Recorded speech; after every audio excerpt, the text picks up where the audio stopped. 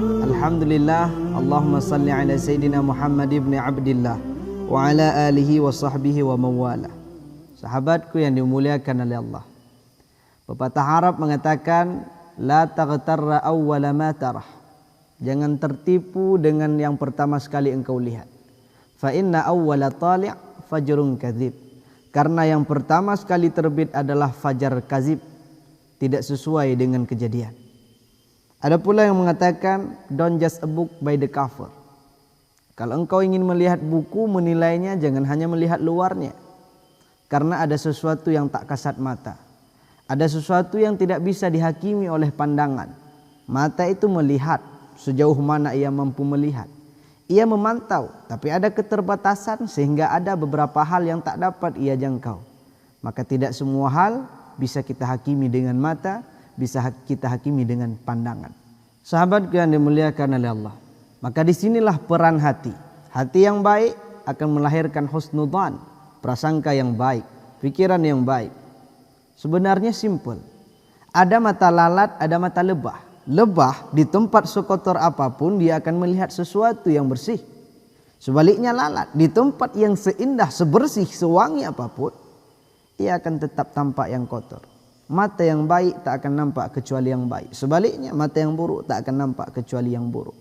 Ketika kita sibuk dengan aib orang lain, kita sibuk dengan keburukan orang lain, itu artinya kita tidak baik. Kita buruk. Karena aib yang sesungguhnya adalah sibuk dengan aib orang lain. Sahabatku yang dimuliakan oleh Allah, Allah Subhanahu wa taala berfirman dalam Quran surah Al-Hujurat ayat 12, a'udzubillahi minasyaitonir rajim, bismillahirrahmanirrahim. Ya ayyuhalladzina amanu ijtanibu katsiran minadh-dhann.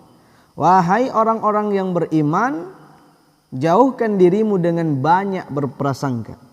Inna ba'dadh-dhann ismun.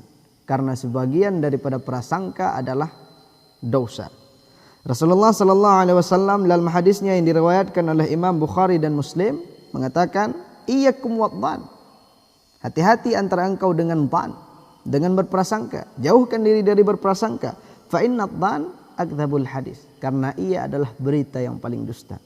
Sahabatku yang dimuliakan oleh Allah, dahulu ketika sedang duduk dengan para sahabat, Rasulullah sallallahu alaihi wasallam pernah mengatakan suatu ucapan yang membuat para sahabat tercengang. Rasulullah bersabda, sebentar lagi di hadapan kita akan lewat salah satu penghuni surga. Dengan sontak kaget para sahabat ingin tahu, penasaran siapa yang akan lewat. Lewatlah salah seorang dari kaum Ansar, penduduk Madinah, sahabat Rasulullah. Ia lewat dengan penampilan yang biasa-biasa saja. Ia menenteng dua sandalnya, jenggotnya dibasihi oleh wudu. 3 hari beliau mengatakan hal yang sama. 3 hari Rasulullah bersabda dengan sabda yang sama, dan 3 hari itu pula orang yang sama persis lewat di hadapan mereka, para Rasulullah dan para sahabatnya. Sehingga salah seorang sahabat, Abdullah bin Amr bin As, beliau penasaran, amalan apa yang dilakukan pemuda Ansar ini sehingga 3 kali ia disebutkan dalam hadis Rasulullah sebagai salah satu ahlil jannah, min ahlil jannah. Lalu ia mengikuti pemuda ini dan mengatakan, meminta kepadanya, membujuknya agar diberikan kesempatan untuk tinggal bersamanya 3 hari.